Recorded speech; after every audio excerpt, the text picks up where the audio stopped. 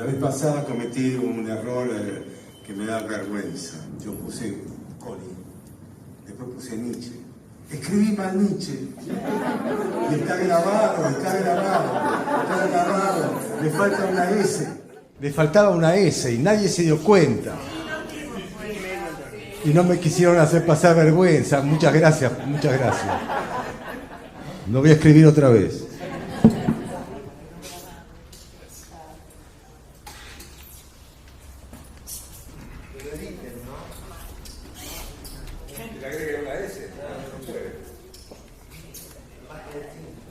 Z-S-C-H-E.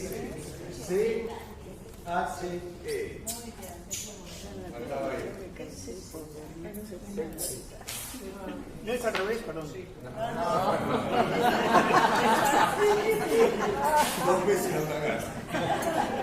Bueno, Nietzsche aproximadamente en 1860 y algo, ¿no? Ya está consolidando su formación académica. Está un poco en la ciudad de Leipzig y en alguna otra ciudad alemana.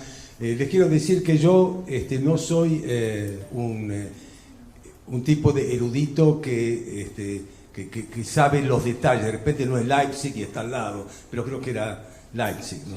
Y, ¿era Leipzig? Bien. Entonces hay un nombre que se cita siempre, que es muy importante para el inicio de los estudios filológicos, que es el de Winkelmann. Winkelmann. No es muy importante. Bueno, ahí sí. Win-C-K. 2 N.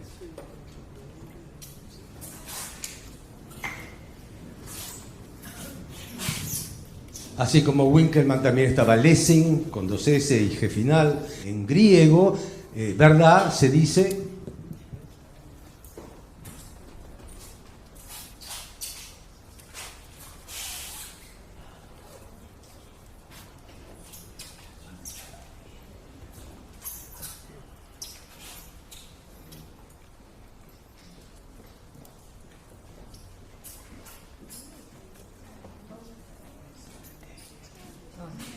aletheia. Entonces viene un Heidegger, por ejemplo, y dice, cuando los griegos dicen verdad, están hablando de la memoria y del desolvido. Bueno, para eso sirve un filólogo. Para algo más debe servir también. Pero estamos en 1870, él nació en el 44, creo.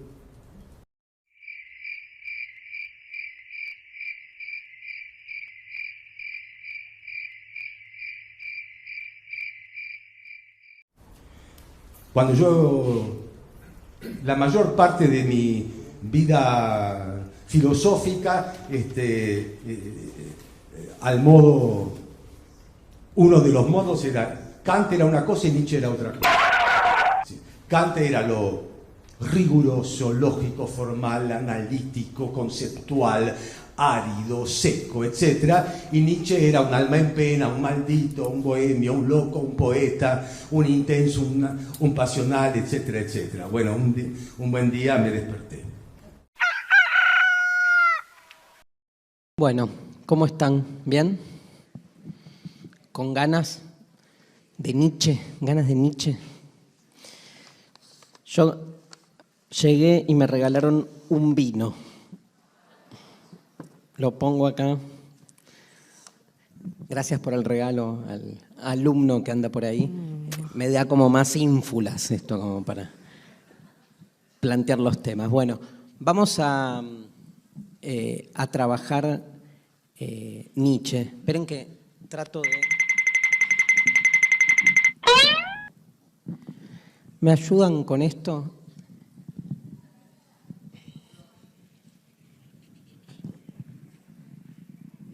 Ya está. Era simplemente hacer fuerza.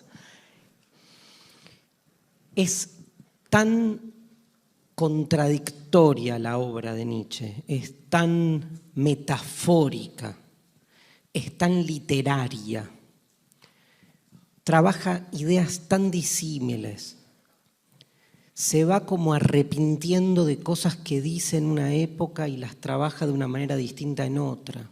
Es tan diversa porque cambia hasta de estilo, de género.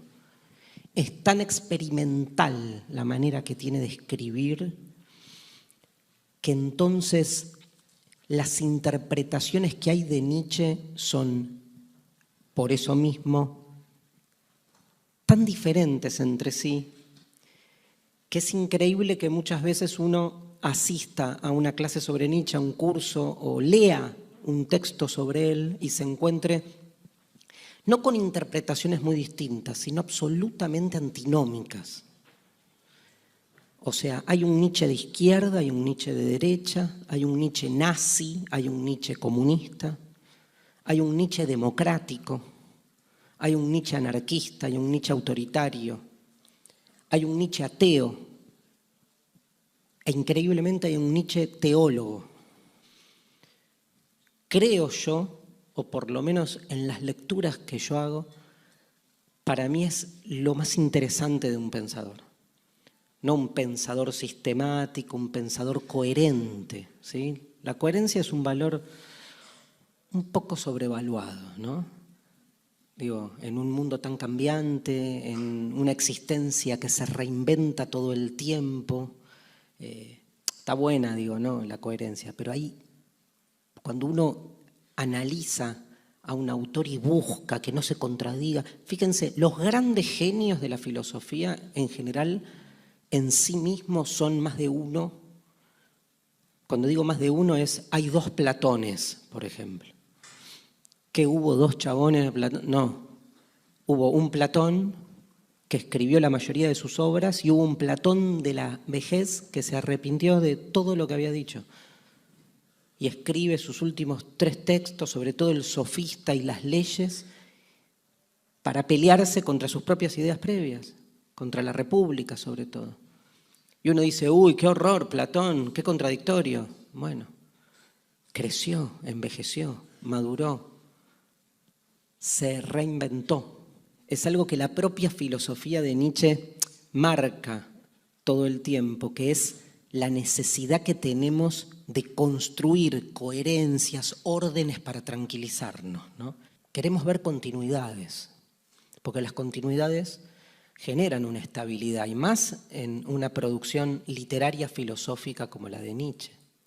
Digo, la mayoría de sus ideas tienden para ese lugar, ¿no? Para mostrar que toda la cultura no es más que un intento, les diría en lenguaje contemporáneo, farmacológico, para soportar lo insoportable. ¿Qué es lo insoportable? El hecho de ser. No sé si hay orden o no en el universo.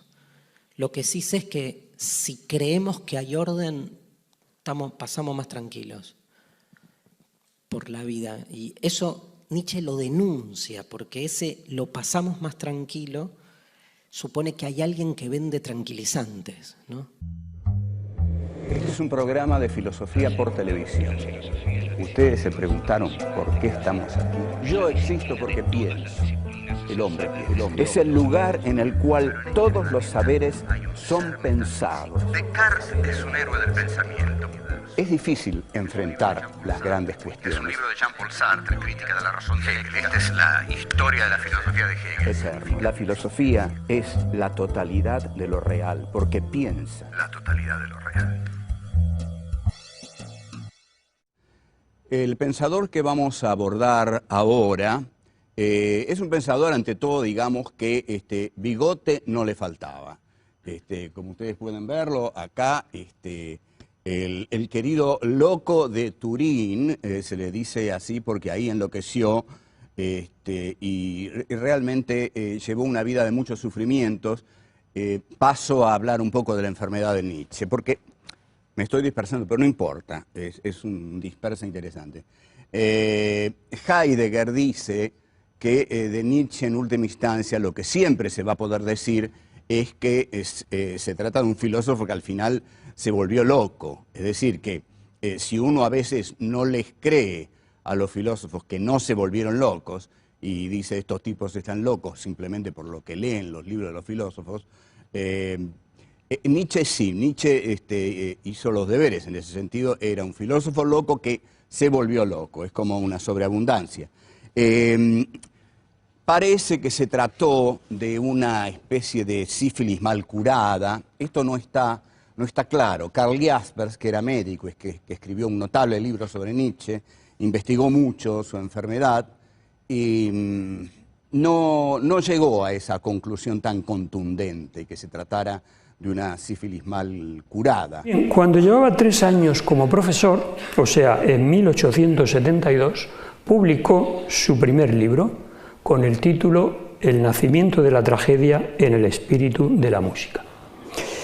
Esta publicación se iba a convertir probablemente en el acontecimiento que de manera más profunda iba a cambiar su vida. El contexto en el que el libro se escribió fue el siguiente. Su maestro Ritschl le había dicho, cuando empezó a ejercer su cátedra en Basilea, que puesto que había accedido a la cátedra sin tener siquiera la tesis doctoral, pues sería muy conveniente que publicara un libro en el que se presentara al gremio de los filólogos académicos, y ese libro debía de demostrar sus conocimientos, sus dotes, y justificar de ese modo que se merecía la cátedra obtenida por recomendación de Rilke y en cuya recomendación Rilke había comprometido todo su prestigio.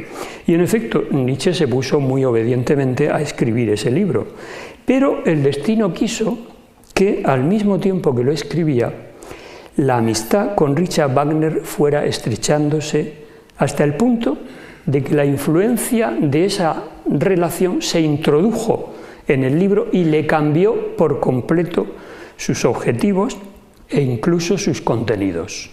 O sea, con su poder de seducción, el fascinante genio de Wagner logró captar a Nietzsche para que desde la universidad apoyara su proyecto de potenciamiento cultural de la Alemania que había unificado Bismarck mediante su arte y su música, el arte y la música de Wagner. Desde luego, Wagner había captado muy bien el potencial intelectual que Nietzsche tenía para añadirlo a su causa.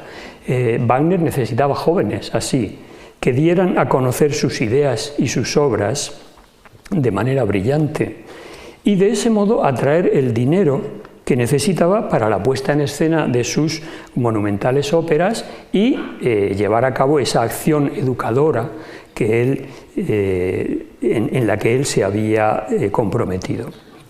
Nietzsche ciertamente era muy joven todavía y fatalmente sucumbió al poder que Wagner ejercía sobre él. En el libro que estaba escribiendo, El nacimiento de la tragedia en el espíritu de la música, se introdujo esa influencia, como he dicho, y quedó plasmada la confusión de esta situación hasta el punto de que en una carta escrita a su amigo Erwin Rohde le dice: en estos momentos, dentro de mí, ciencia, arte y filosofía crecen juntos de tal modo que creo que voy a parir un centauro.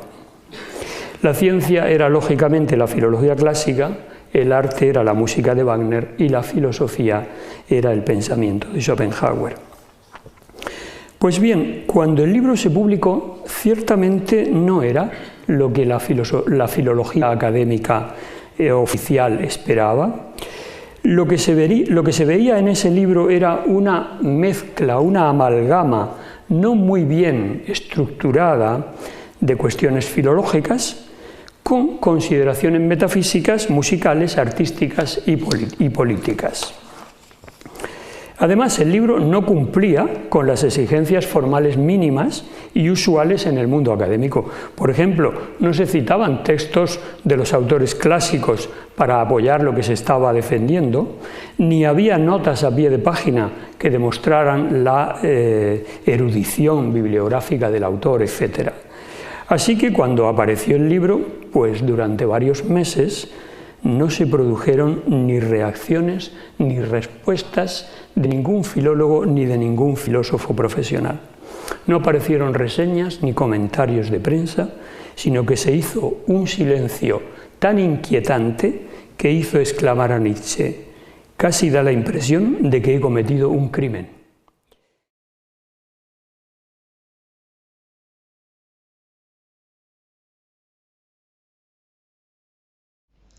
Para Nietzsche, las fiestas de Dioniso no solo establecían un pacto entre los hombres, sino que también reconciliaban al ser humano con la naturaleza, porque en el estado de la embriaguez, el principio de individuación, el principium individuationis, quedaba roto, desapareciendo lo subjetivo totalmente ante la eruptiva violencia de lo general humano, y más aún de lo universal natural. En la fiesta dionisíaca, por tanto, todas las delimitaciones de casta que la necesidad y la arbitrariedad habrían establecido entre los seres humanos desaparecerían. El esclavo, nos dice Nietzsche, es hombre libre. El noble y el de humilde cuna se unen aquí para formar los mismos coros báquicos. En la fiesta dionisíaca, por tanto, quedarían para Nietzsche rotas todas las rígidas y hostiles delimitaciones que la necesidad, la arbitrariedad o la moda insolente habían establecido entre los hombres. Y no es extraño que, incluso, como nos recuerda Nietzsche, se le acercaran a Dioniso pacíficamente los animales más salvajes. Efectivamente, y como podemos comprobar en sus representaciones, panteras y tigres arrastraban su carro adornado con flores. En la embriaguez dionisíaca, tantas veces representada a lo largo de la historia del arte, con sus excitaciones narcóticas o con el desencadenamiento de los instintos primaverales, la naturaleza se manifestaba en su fuerza más alta. Esta volvía a juntar a los individuos, haciéndolos sentirse como una sola cosa. Así, de esta manera, Dioniso, ese dios liberador, liberaría a todas las cosas de sí mismas. Cantando y bailando, el ser humano se manifestaría, pues, como miembro, nos dice Nietzsche, de una comunidad superior, más ideal. Se sentiría mágicamente transformado, convertido en otra cosa. Incluso, dice Nietzsche, se sentiría un dios. Todo lo que vivía solo en su imaginación, ahora eso él lo percibe en sí. Bajo los efluvios dionisíacos, el ser humano no sería ya un artista, sino que se habría convertido él mismo en una obra de arte, caminando tan extático y erguido como en sueños veía caminar a los dioses. Este ser humano, configurado por el artista Dioniso, mantendría con la naturaleza la misma relación que la estatua mantiene con el artista apolíneo. Eres como una rosa